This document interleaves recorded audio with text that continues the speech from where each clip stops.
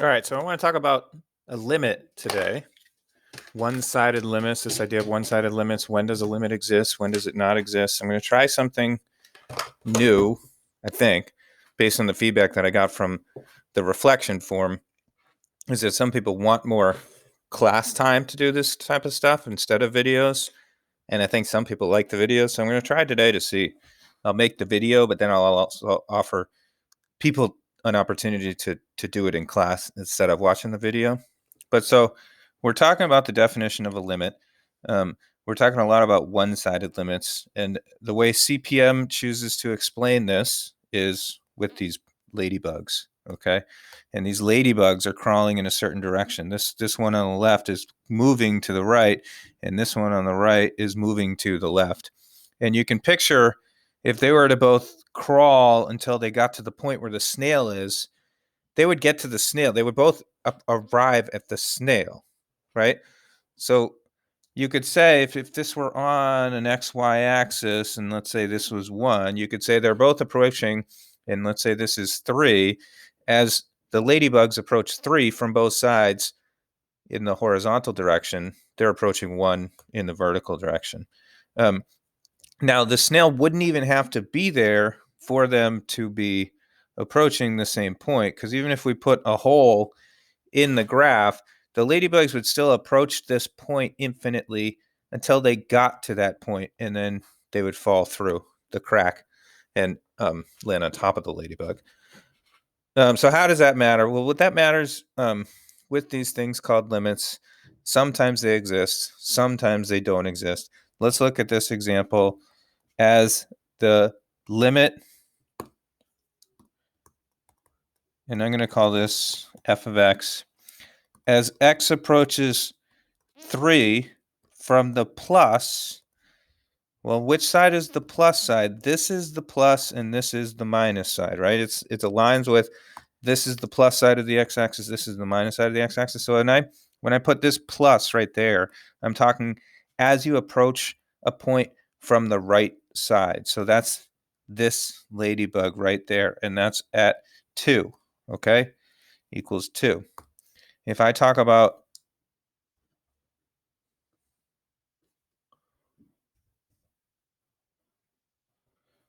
change it and I say limit of f of x as x approaches 3 from the minus side, now I'm talking about this ladybug right there. Okay, and guess what? It's approaching the same point, which is 2.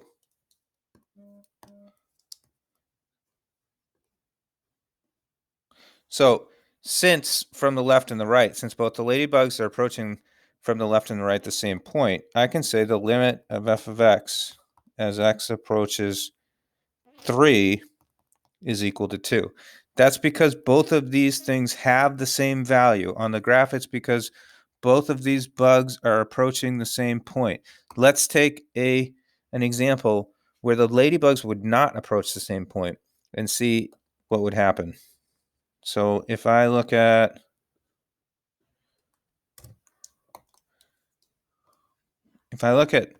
this point right here, what's the x value? X value is 1. What's the limit of f of x as x approaches 1 from the right side? That's this ladybug right here. That's this number right here. That's 3. What's the limit of f of x as x approaches 1 from the other side? Well, that's a different number. If you were this bug, you're crawling up that hill, you would be approaching 2. And so the limit is 2. Okay, so now if I said, what's the limit of f of x as x approaches 1, and I didn't put the plus, and I didn't put the minus, what would you think it would be? Would it be 3? I don't know. Would it be 2? Either one of them seem like good answers, but neither one of them is right. The answer would be it does not exist. And so that's the rule. The definition of a limit is that it only exists if the left and the right are approaching the same point on the y value, on the y-axis. And in this case, they don't. So you can kind of spot now places where the limit does not exist. In fact, I think every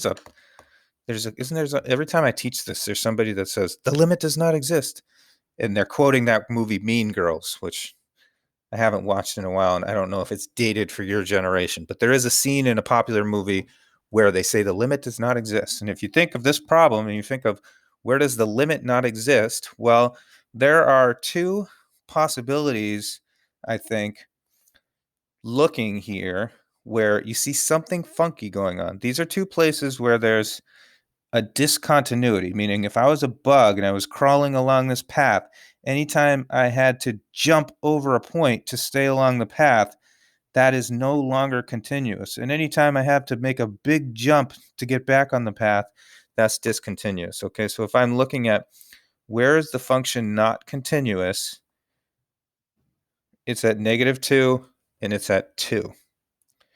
And if I'm going to say which of those has a limit, you could think to yourself, what's the limit of f of x as x approaches -2 from the minus?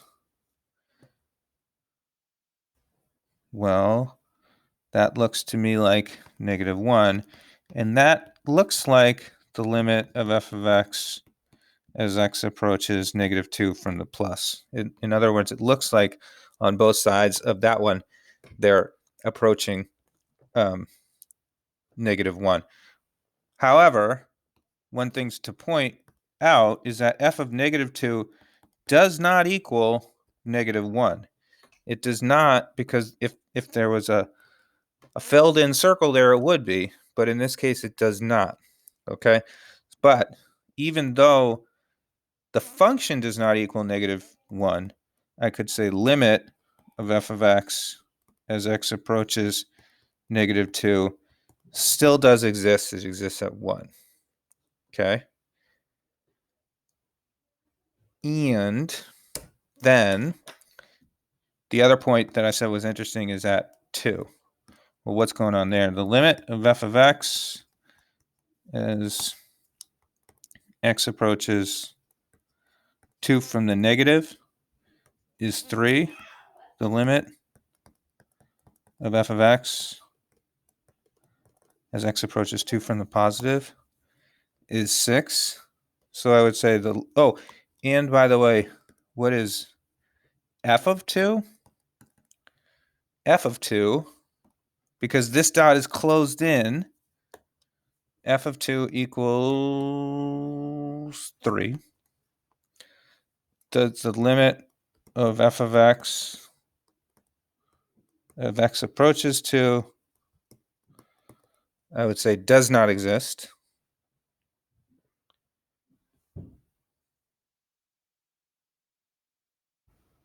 And hopefully that makes sense. Okay. And then another thing that you're going to be asked to do today, and is just a general thing that you need to do with these equations or these things, is solve them algebraically. So basically, when you solve something algebraically, what you have to figure out, you're basically going to try to find a way to factor and cancel. So if I think of this function, limit as x approaches 1, if I plug in 1 into this function, I'm going to get 1 minus 1 over 1 minus 1, which is 0 over 0. Most of the time, maybe all the time, I'm not sure, when you get 0 over 0, that's because your function has some kind of a hole in it, okay? And it's a discontinuity, but the limit still exists. Sometimes you might get 7 over 0. If a function has 7 over 0 in it, that's when you're usually going to get some kind of an asymptote. Remember those things? So basically what you're trying to determine is, does that function, when you graph it, does it have an asymptote or does it have a hole?